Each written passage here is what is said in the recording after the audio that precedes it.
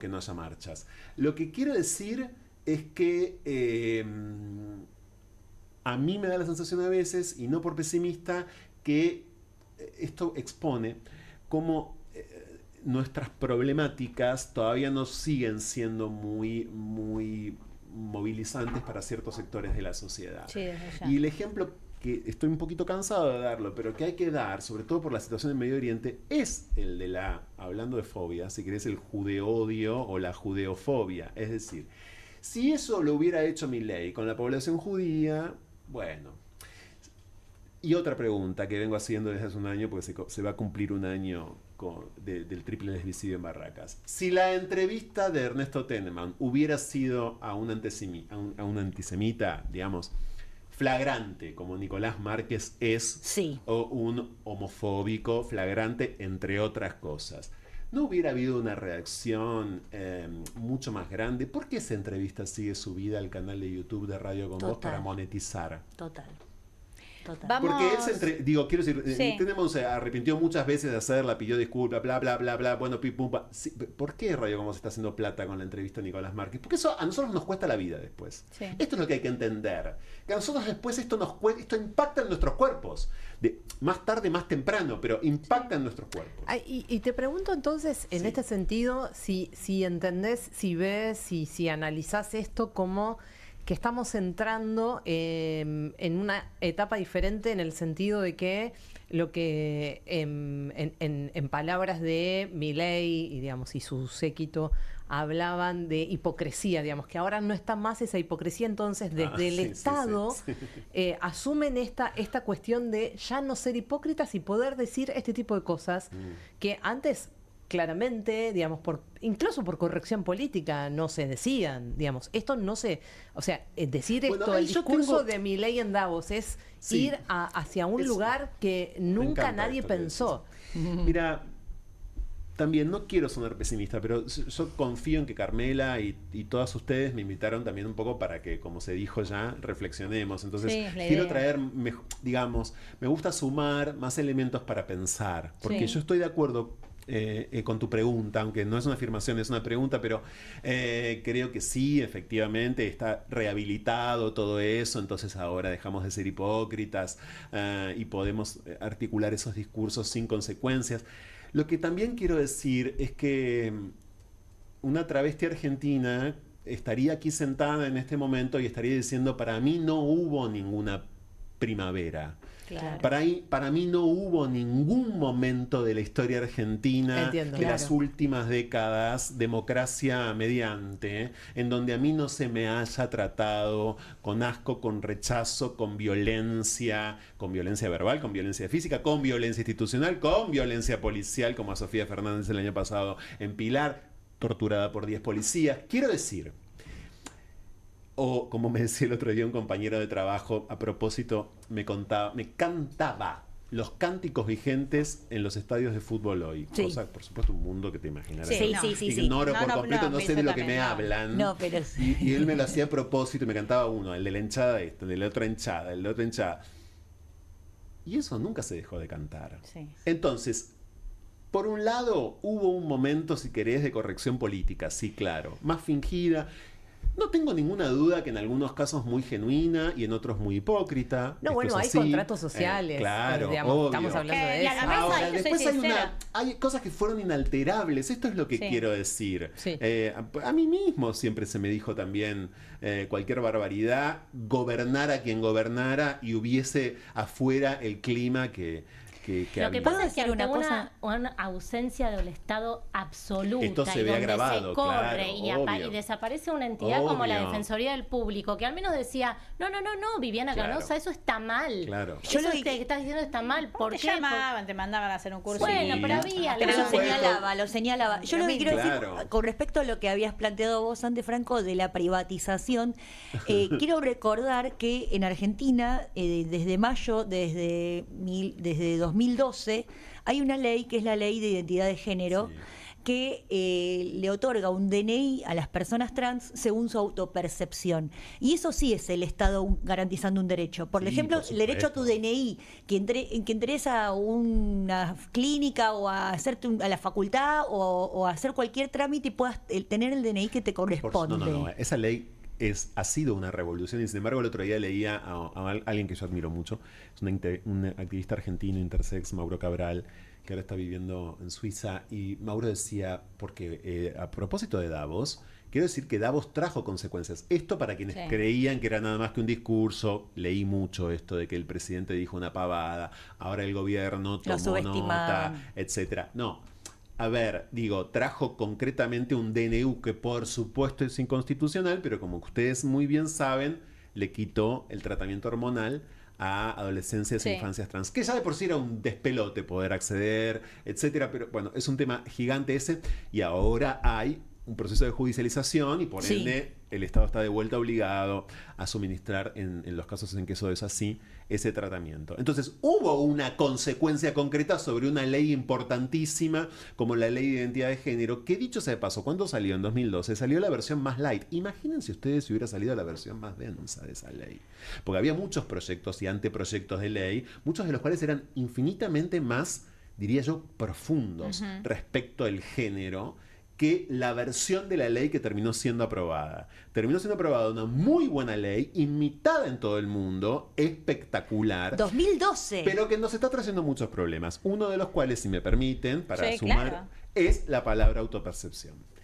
Esa categoría, que está en este momento en revisión por grandes especialistas de género en el mundo, ha sido una categoría problemática si la medimos en relación al uso, además, que ciertos movimientos están haciendo de ella. Vieron que me autopercibo mueble. Empiezan con me autopercibo mueble. Como si fuera una boludez autopercibirse. ¿Por qué? Porque ahí volvemos a la cuestión psicologista. Está es una arena. Es complicada, porque complicado es el género, por fortuna, complicadísimo. Entonces, como es complicadísimo, bueno, es un término que nos está trayendo muchos disgustos. Te voy a hacer una pregunta, Franco. Esto va más allá de esto, de esta circunstancia puntual que es aterradora. ¿Qué le pasa a la humanidad con la intimidad y con el sexo? Bueno, eso es... Yo te juro, no, de verdad te lo digo, porque de última, si no hay nadie lastimado, es algo que sucede entre cuatro paredes, dos, al aire libre, no sé, cada uno sabrá. Sucedió desde siempre. ¿Qué tipo de revolución, qué tipo de daño puede hacer? ¿Por qué esta obsesión, esta fijación con decirle a las personas cómo tienen que disfrutar? Bueno, ahí yo me encanta, veo esta diferencia en relación a Camerún. Yo acabo de hablar de Camerún y de un caso como el que tuve la semana pasada en la radio. Bueno, en nuestro país no vivimos en Camerún, en este sentido estamos lejos de una situación semejante. No obstante, en nuestro país, repito, andá y hacé en tu cama lo que se te cante. Es decir, el presidente y buena parte de su funcionariado en este momento estaría diciendo, no, vos puedes hacer lo que quieras pero es en tu la cama, catrera. Es en la calle, ¿por qué te molesta a vos lo que hace el otro que no te está afectando?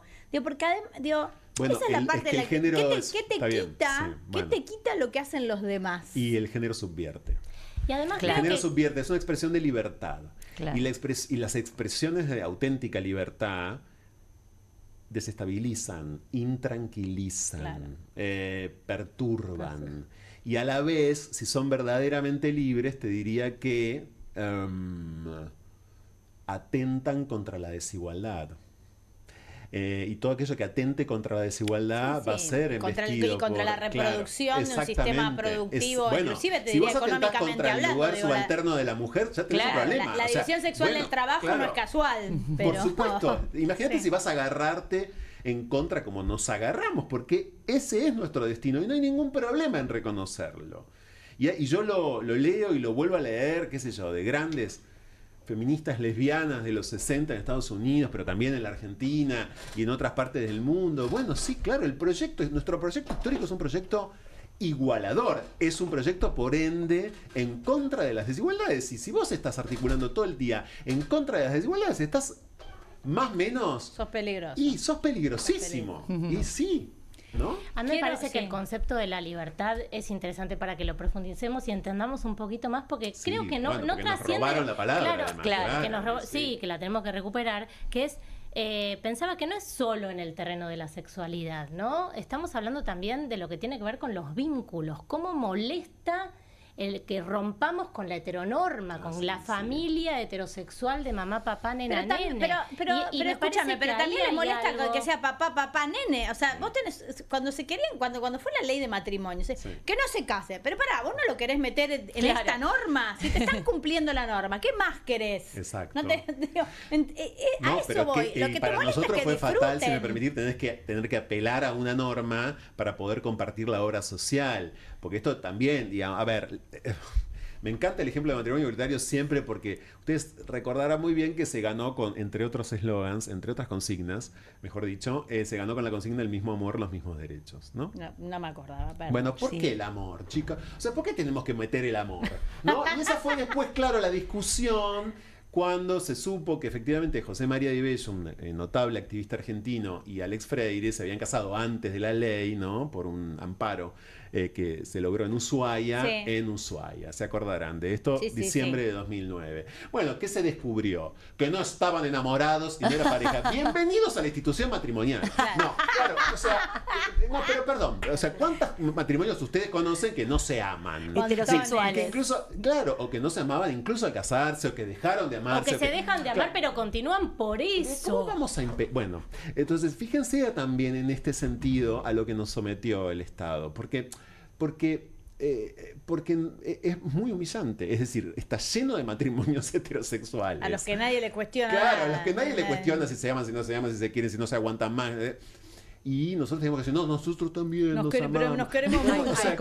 Hay como una tendencia a romantizar. Esto. Fue estratégico, estuvo súper bien. Sí. Fue recontra victorioso y es emocionante al día de hoy. Lo que quiero decir es que sin eso no salía la ley. Claro. Entonces, hay que poder leer en retrospectiva también el lugar casi, repito, humillante en el que tenemos que pararnos a veces para lograr. Soy bueno, me quiero casar y quiero tener hijitos. Soy bueno, me quiero casar. Es eso, quiero entrar en el sistema.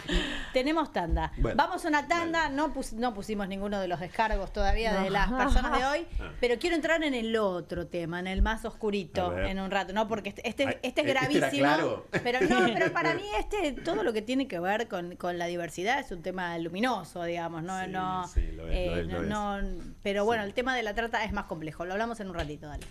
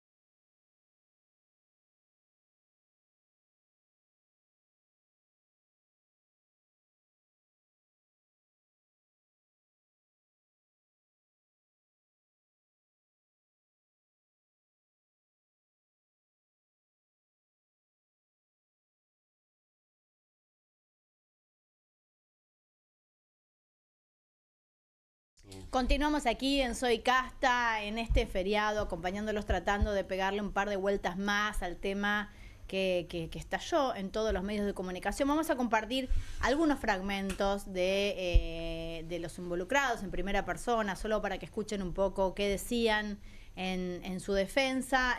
Tenemos el de Flor de la B. Laura, para ponerlo, dale. Se nos cuestionan cosas que a nadie se le cuestionan. Entonces me parece que, acá esa es la transfobia. Eso es lo que hay detrás. Que estamos ocupando lugares que supuestamente no nos merecemos. Pero nosotros ocupamos este lugar porque la gente nos puso acá. Bueno, salieron, a ver, como se nombró a mucha gente sin saber, sin tener el contenido de la denuncia. Hay que decir, primero, necesito aclarar esto, porque si no vos podés denunciar cualquier cosa. Yo puedo ir mañana y presentar una denuncia sobre cualquier cosa. Esa denuncia se evalúa para ver si amerita ser investigada. ¿Está claro? Uh-huh. O sea, en este momento solo hay presentada una exposición de la periodista Viviana Canosa, que nombra a muchas personas en situaciones que para ella constituyen o podrían constituir hechos delictivos. Eso todavía no se había sorteado el juez, es decir, eso no se evaluó si vale la pena ser investigado o no. Esto es lo que sucede hasta hoy, porque si no, hay denuncia y denuncia. Que esté presentada una denuncia no significa que haya no le da entidad tomado curso a la denuncia en sí. Esa denuncia. Si tomara curso esa denuncia, en la que se puede haber nombrado a muchísima gente, que de hecho eso es lo que se dio a conocer, hay muchos nombres de personas muy conocidas y muy famosas, no implica que todas tengan el mismo grado de responsabilidad ni de participación en los hechos. Algunas pueden ser simples testigos y otras pueden no tener nada que ver. Esta es la situación real de lo que está sucediendo en la justicia, que no es lo que pasó mediáticamente. En el contenido de la denuncia, por lo que trascendió, yo no la leí, no pude acceder, hoy hablaba burlando, el abogado de Flor Peña tampoco pudo acceder, a pesar de que accedieron algunos periodistas.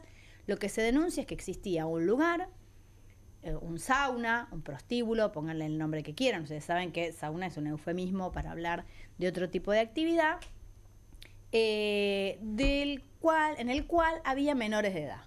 ¿Está claro? Este es un delito que se dice que hay ahí.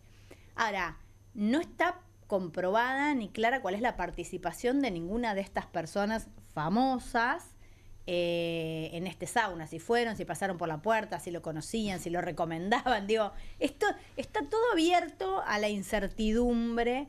Ahora, yo creo que esta parte es cierta y todos sabemos y hemos sabido durante años que existen los prostíbulos, que existen los saunas, se han denunciado con menores, sin menores, con mujeres retenidas en contra de su voluntad.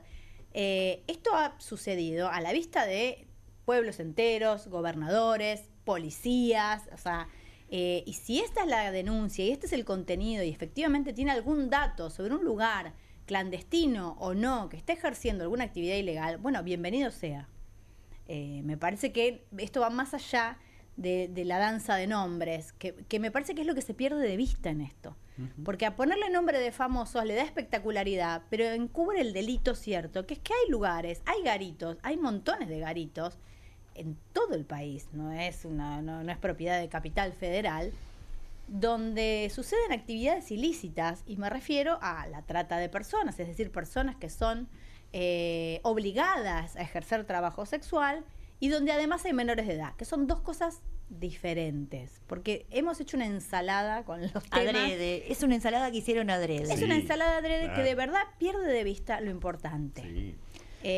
Esto es un tema. Otro tema que entiendo yo se planteó públicamente, pero no está en la denuncia, es el abuso sexual infantil, que suele ser mayoritariamente, estadísticamente, intrafamiliar. Y este es otro tema que no tiene nada que ver con esta denuncia ni con las cuestiones que se plantean, pero sí puede ser un puntapié para que pensemos a hablar con propiedad de los temas y empecemos a hablar de la gravedad de los temas, de la cantidad de niños y niñas que no saben que lo que les está sucediendo en la casa es incorrecto, que no tienen a quién contárselo, que no tienen a quién recurrir, porque en general es alguien del círculo íntimo. Y en general, lamentablemente, lo dicen las estadísticas, no lo digo yo, no tiene que ver con una percepción personal, es perpetrado por personas heterosexuales. Y este es otro tema que se trae a colación. Y en esta ensalada pareciera que es todo lo mismo. Esto es lo que a mí me preocupa. Entonces, hablamos del prestigio, de que si te involucran, de los famosos, de no sé qué. Los temas de verdad que tenemos que tomar para denunciar, además de que yo creo que efectivamente esto es una movida política, transfóbica, homofóbica, o sea, anti-woke. Sí. Esto está claro, digo, lo que sucede políticamente y discursivamente está claro. Ahora, lo que subyace es que sigue habiendo una realidad. A mí lo que más me molesta de todo esto es que no se pone sobre la mesa la desfinanciación de las políticas públicas vinculadas a las políticas de género. El 144, que sigue funcionando, no es que no funciona, está recontra 1000 desfinanciado, están súper explotadas las trabajadoras que están ahí poniéndole el cuerpo, pero ese es un lugar donde las mujeres o las víctimas, los nenes, o las familias tenían para llamar rápido y denunciar todo tipo de violencias. Este tipo de violencias tan graves también, la trata también. Sí, y además la ESI, porque vos estabas diciendo recién, Carmen, de el 80% de los abusos sexuales en la infancia ocurren dentro del seno familiar y en familias mayoritariamente heterosexuales, y estos actos cometidos por varones heterosexuales de la familia son casos que en general han salido a la luz a través de las clases de educación sexual integral, que también el gobierno está desmantelando. O sea que, digo, ¿hacia dónde vamos? Por eso, perdón, lo último que digo, y te digo, Franco, en nombre de proteger las infancias, porque entiendo que este discurso se hace en nombre de proteger a los niños de estos ataques, de estas personas torcidas, no se ha hecho nada concreto. Es todo lo contrario, se dice una cosa y se hace otra. Hay un antecedente de todo esto que también narran ustedes respecto de la discusión pública que a mí no me parece desoslayable, todo lo contrario. Lo que se hizo con las asesinas de Lucio Dupuy, que se las elevó efectivamente al grado máximo de infanticidas, lo son, están debidamente condenadas, etcétera, etcétera, etcétera. Pero el uso que se hizo de la orientación sexual de ambas, desde mucho antes de que Milei empezara como a despegar, o por lo menos ya era diputado, pero digo... antes de que fuera el discurso predominante. Exactamente. Bueno, ha sido muy importante. Y estas organizaciones internacionales que financian este tipo de prácticas también comunicativas, con trolls, con acciones varias en la esfera pública, que hacen efectivamente que estemos donde estamos. El triple del lesbicidio de Barracas, del que se va a cumplir un año en breve, es impensable para mí sin lo que se hizo con las asesinas de Lucio Dupuy, por ejemplo. Es decir, ahí hubo una operación una demonización extrema. Muy total, y a este gobierno le desapareció Logan. Total, a Javier Milei le desapareció Logan. A Patricia Pero esa relación no se establece. Viste que Logan es como un caso aislado, es como un caso único, suelto, que tuvo la fortuna de pegar mediáticamente, porque sabemos muy bien que hay otros que no pegan, que no funcionan. Es que el problema es que no es el único, etcétera, pero nunca se le atribuye al gobierno. Digo que en otros gobiernos hubiera pasado esto de atribuirle directamente a quien gobierna una responsabilidad, un caso de sensibilización muy masiva, ¿no? Entonces, bueno, ¿y cuántos infanticidas hay en la Argentina? O sea, muchísimos que no son las asesinas de Lucio Dupuy. Muchísimos y muchísimas, seguramente. Incluso me parece que es interesante lo que decís de ese caso, porque la jueza que toma la decisión de restituir a Lucio, a las madres, lo hace con un sesgo machista. De decir, ay, el nene tiene que estar con la madre. Terrible. Para mí, miren, cuando ellas fueron sentenciadas, las asesinas de Lucio Dupuy, al bar LGBT de un amigo mío, entró un señor gritando, ¡asesinas, asesinas! Estaban los que trabajan en Maricafé, le mando un beso grande, y nada más, ¿no? Pero ahí tienen un ejemplo cotidiano, barrial, muy específico de lo que pasa con estas cosas, ¿no? A mí me parece que, entre otras temas para conversar es qué hacemos los medios, qué hacemos desde el periodismo con estas cuestiones, porque lo que pasa, y esto lo hablábamos creo que fuera del aire al principio, yo formo parte de una organización de mujeres periodistas con perspectiva de género y ante estos casos es ¿qué hacemos? Mejor no hablar, porque si no es como fomentar y seguir, digamos, difundiendo información que sabemos las consecuencias que puede tener. Yo creo que sí, que hay que volver a explicar todo, volver a explicar esto que está planteando Carmen sobre los abusos sexuales en la infancia, qué se hace, qué pasa con la red de trata, qué pasa con la educación sexual integral. Yo creo que necesitamos. Pero por eso, para mí hay que aclarar los temas, porque si no nos quedamos en la pelea mediática, en los nombres de los personajes, de los famosos. Acá el problema es qué pasa con los menores de edad, qué pasa con los abusos sexuales, cuáles son los números de estos abusos sexuales, dónde suceden, quiénes tienen la obligación de denunciar, el compromiso de los docentes, el compromiso de los médicos. Hubo una condena a un exdiputado, a Quisca. Germán Quisca, a él y al hermano, y el 12 hermano. años y 14 años. Sí estuvo Bullrich Sí. Y es libertario. Pero, a ver, yo no le puedo caer a Bullrich por esto, porque yo lo que creo es que pero el sí problema, hay un vínculo político ahí. Está bien político, absolutamente político. Pero digo, el abuso sexual, este tipo de personaje es tan siniestro que ninguno de nosotros podría detectarlo a priori. Por eso yo le puedo caer a Bullrich con un montón de cosas y con la represión a los jubilados. Pero yo no puedo decir que porque hizo un video con un tipo que iba a ser diputado, ella encubrió no tenía por qué saber, y generalmente esas cosas son pero lo que sí tenemos que súper hacer, subterráneas. Porque, bueno, pero porque si no nosotros hacemos también lo mismo, ¿entendés? O sea, caemos en un error. Totalmente de acuerdo. Este señor, este muchacho y su hermano fueron condenados a 12 y 14 años. Porque esto es un delito que existe. Porque atrás de lo que hacen estos chicos, el consumo que tenían estos dos adultos, hay niños que sufren.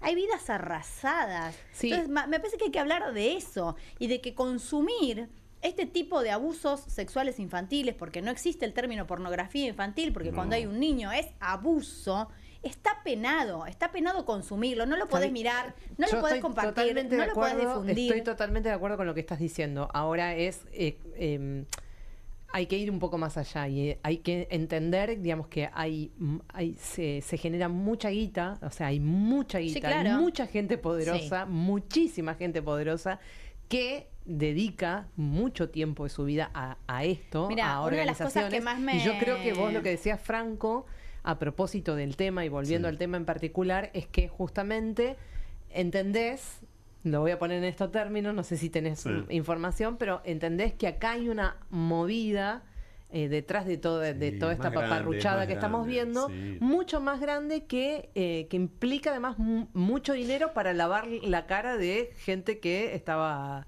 evidentemente muy ensuciada. Mirá, el movimiento internacional Con Mis Hijos No Te Metas traza alianzas concretas con comunicadoras y comunicadores en toda América Latina. Vuelvo a los ejemplos que ya di en Perú, pasó mucho, en Centroamérica también, es decir, a ver, no con cualquiera, no nos vendrían a buscar a nosotras, voy a decirlo así. Obviamente, a nosotras no nos vendrían a buscar, ¿no? Es decir, vos tenés que tener antecedentes en concreto. Si en el caso concreto de Viviana Canosa, bueno, le hizo ecografías a embriones, ¿no? En la puerta del Congreso, en contra de toda demostración científica. Quiero decir con esto, y atacó a los feminismos de manera seriada, no hace falta que yo recuerde todo eso. Entonces, bueno, la eligieron, claro. Claro. Y si no la eligieron esta vez, la van a elegir. Quiero decir, claro. Que hasta ahí. Se ganó el primer puesto. Claro.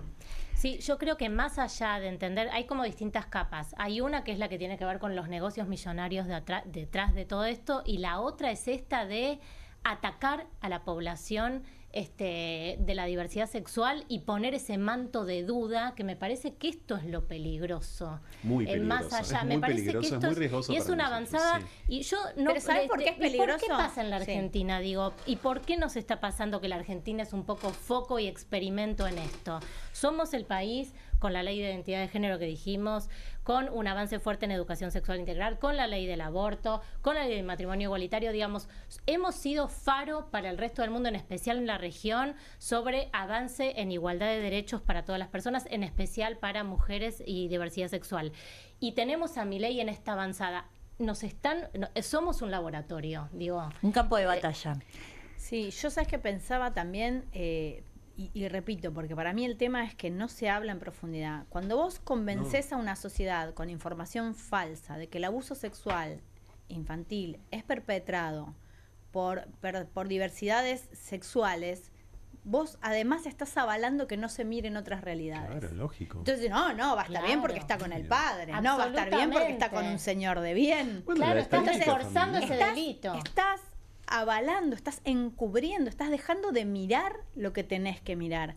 Una de las cosas que más, hablando del dinero que mueven estas industrias, una de las cosas que más me perturbó de todas las cosas que leí respecto a este tema, ya desde hace muchísimos años, que las personas, las mujeres, los niños, las víctimas de trata en general, los varones, hay varones víctimas de trata, sí, claro, son una mercancía que no se agota. Cuando vos vendés drogas, vos vendiste la droga, no la tenés más. Cuando vos vendes armas, las vendes una vez, no la tenés más. Una persona es una mercancía inagotable que la podés vender infinidad de veces. Este es el concepto de los seres humanos que están sometidos a esta realidad. No se me ocurre nada más aberrante ni más cruel. No es una vez. Es infinita la cantidad de dinero que pueden hacer estas organizaciones de abuso por eso me interesa.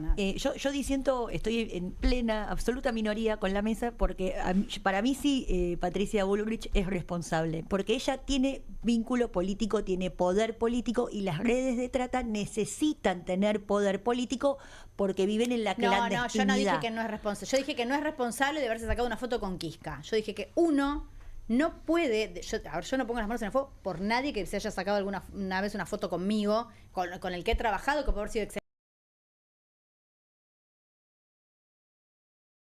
Patricia tendría que haber salido a decir y a repudiar abiertamente la situación de Kiska, pero que yo no la puedo responsabilizar a ella porque entiendo la complejidad del delito. No, está bien. Sí la puedo responsabilizar de la existencia de garitos, de la existencia de trata, de no perseguir el delito, pero no en este caso de haberse sacado la foto con un tipo que finalmente se le comprueba este delito. Pero ¿por qué no salió a decir expresamente que rechaza haberse juntado políticamente con este tipo? ¿Por qué no lo puede decir? ¿Qué pasa que no lo puede decir? Porque no quiere construir, porque le han asesorado que no se pegue a la imagen de este muchacho, claro, que cuanto más desapercibido pase mejor, porque si Patricia diera este discurso rebotaría en todos lados, y el video de Patricia con Kiska lo vimos nosotros 5. Bueno, es responsabilidad entonces de ella. Yo creo que la responsabilidad es salir a contar que esto es una realidad, que sucede y que hay que combatirla.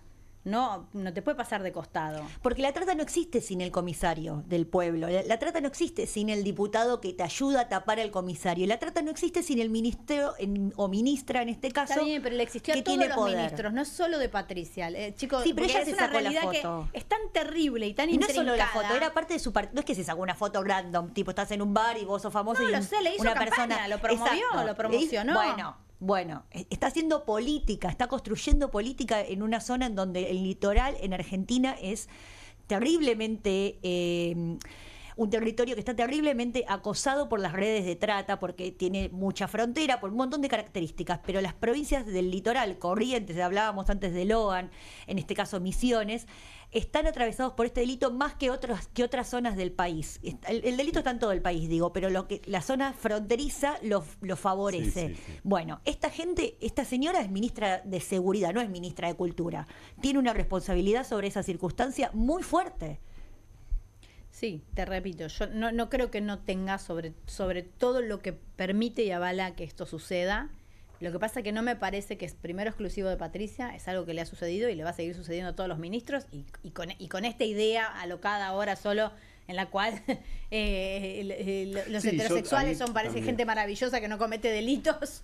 Sí, por eso, a ver, voy a ser aún más disonante a propósito. Dale, me encanta. Le pasan a muchos ministros esto, y también cosas a propósito de población LGBT, bueno, que son realmente escandalosas, ¿no? Por decirlo de un modo casi diría simplificador, es mucho más que un escándalo. Sofía Fernández fue torturada por 16 policías bonaerenses en Derqui hace 1 año y medio. Territorio bonaerense. Sí. Ministro de Seguridad de la provincia de Buenos Aires. Quiero decir, Tehuel de la Torre desapareció también. Sí. En territorio bonaerense. Quiero decir, mirado desde las problemáticas que yo sigo muy de cerca en mi trabajo periodístico, ahí te das cuenta que, bueno, efectivamente, por supuesto, la diferencia siempre está en si hay o no políticas públicas, en si hay o no voluntad de acompañamiento, en si hay o no mayor cantidad de herramientas, interés personal de gobernantes y más o menos compromiso, etcétera. Luego es muy, muy angustiante comprobar que estas cosas ocurren y por momentos incluso las políticas públicas terminan siendo pero tan escasas, ¿no? A las 200 identidades trans que el Estado sumó al Estado después de la aprobación de la ley que conocemos como la Ley de Cupo Laboral Trans, ustedes saben muy bien que fueron las primeras ellas, y en general digo ellas porque en general eran mujeres, en ser despedidas del Estado cuando asumió Milei.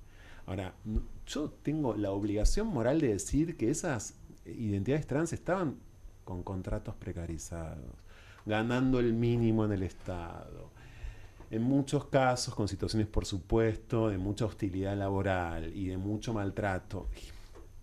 Entonces, ok, la ley costó muchísimo, un montón, y no tengo ni una sola duda de que el Poder Ejecutivo, en este caso durante la gestión de Alberto Fernández, tuvo voluntad específica de que esa ley saliera, porque nuestros derechos no salen sin voluntad ejecutiva. Total. Lo tenemos clarísimo. Ahora, lo que quiero decir es que después salió la ley y no salió para eso solamente, debería haber servido y debería ser una ley que sirva para otro montón de cuestiones, pero la realidad de las identidades trans que fueron a parar al Estado con esa ley era realmente trágica en buena medida. Entonces, este es el problema cuando un tema es tan inferior, incluso cuando hay voluntad política, pero termina siendo siempre un tema chico, ¿no? Termina siendo un tema, bueno, cosa de puto, están pidiendo, ¿no? Digo, pero sí. ¿qué es? O sea, y favorece solamente a una porción muy chiquitita. Es interesante lo que trae Franco, porque hay ahí una discusión al interior del peronismo que me parece interesante, para poner sobre la mesa, que es obvio. Los feminismos y los movimientos. Me van a hablar de Guillermo Moreno ahora, me lo veo venir.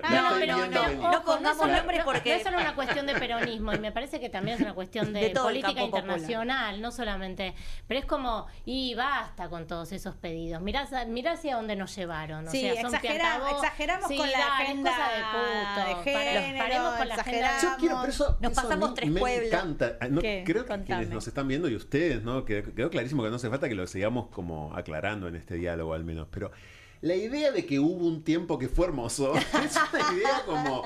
que a mí me resulta como insólita, pero repito, no de pesimista, no porque yo soy lúgubre y veo todo mal. Obviamente que tuvimos cosas que están buenísimas. ¿Sabes que me hizo ruido? Hubo algunos avances, claro, por lo que decís, o y lo ampliación de derechos. Lo que tratás de significar es que eso no redundó en todo caso en una mejora en la vida cotidiana de las personas, porque las familias consiguieron expulsando. Hay un punto en el que disiento con vos, Franco. A ver, perdón. dale. Me encanta. Perdón, ya que hablamos de por disidencia. favor, hay que disentir, no, pero pienso que más allá de esto que estás diciendo, y no hablo de mejor acceso a derechos, que es lo fundamental, sí creo que hay algo a nivel de cambio cultural que hoy por hoy las infancias trans, las adolescencias trans, se sienten diferentes que hace 20 años. Sí, hay algo del avance de todo lo que tiene que ver con depende de la región del país. Sí, yo coincido. No, pero porque si no nos quedamos todo el tiempo diciendo siempre estuvo todo mal, está todo mal. La realidad es que no es lo mismo la vida de una mujer travesti de hace 30, 40 años que pibes y pibas hoy de 15 años que son trans y que están en otra Argentina. En Capital Federal. Sí, o las grandes ciudades. Sí. Pero me parece, porque si no descuidamos. Mira, a mí me pasó algo re loco, ¿no? Hace 1 año, 2, hace bastante, me voy a hacer una placa, una radiografía, una cosa de rutina, no sé qué, y la recepcionista era una chica trans. Sí. Y yo, uno, claro, en su boludez, para hacerte intenté ser como doblemente amable. Mirá que es parte del prejuicio, ¿no? Como diciendo, ¿viste? Está bien, está acá, qué bueno que está. Y entonces es como una discriminación positiva, espantosa, ¿no? Porque uno cae en bueno, uno está culturizado de esta manera, está bien. Es algo sensible. Y cuando me fui de ahí, me di cuenta que no hay. Que me llamó la atención y todo mi esfuerzo y todo mi prejuicio, si querés, y mi error en la manera de conducirme, es porque me sorprendió. Porque de verdad no hay recepcionistas, no hay telefonistas, bueno, telefonistas no hay ninguna. Digo, es muy difícil que vos te encuentres en la vida cotidiana, en un trabajo ordinario, como ir a hacerte una radiografía, ¿entendés? Chicas trans, ¿por qué no? Porque efectivamente, discursivamente, muchas cosas cambiaron un montón y se estaba trabajando para que eso se convierta en una realidad, pero falta todavía, como nos falta a las mujeres. Cuando vos hacés la lista de gerente que hay en los bancos, chicas, hagan la lista. Por favor, salió el año pasado la lista de gerente bancaria, que hay que tener un máster en qué para ser gerente de un banco. Discúlpenme, todo lo que trabaja en los bancos. Pero que sí, entonces, sí, bueno, todos los indicadores en todos los realidad, ámbitos, falta un camino muy largo. Bueno, vos sabés que la ley que conocemos, que tiene otro nombre, pero no importa, de cupo trans, implica que no solamente el Estado, sino las empresas privadas proveedoras del Estado también tengan ese porcentaje del 0,01. Nunca. Anda a meterte con el privado, ninguna, ni la que le da los bidones de agua al Estado contrató a una persona trans. Quiero decir... porque eso no se decía, y menos se va a decir en este momento, estratégicamente no se decía, para que quede la idea de que, bueno, es la teta del Estado la que tiene que absorber todo, porque es el culpable. No, tenían que, las empresas privadas, ese era un trabajo que había que hacer, que había que empezar a hacer automáticamente. Y las empresas privadas a las que el Estado les paga fortunas por las resmas de la soja, no sé, digo, cualquier cosa. Sí, lo que sea que les provean. Bueno, ahí va el discurso de los Laje, los Nicolás Márquez y eso. Dicen, bueno, puertas para adentro, hagan lo que quieran. Te pagátelo con tu plata. Yo no tengo que poner, con la mía no. Yo no tengo que poner dinero para eso. Yo qué tengo que conseguir para el cupo trans o para o para un tratamiento hormonal. Me parece que ahí quiero cerrar el programa con algo positivo. Yo sé que es medio provocador para Franco, pero... No, porque te voy a poner un video provocador. Yo soy así también, quiero decir esto, si me permitís, Carmela, porque lo siento como un compromiso. Yo trabajo hace mucho de esto y hablo muchas horas de la semana con un montón de personas. Estoy muy cerca de las mujeres trans en general, que tienen hoy, que las que han logrado sobrevivir, digamos, de las viejas, si querés. Y yo, entonces, es un poco, aprendí como a...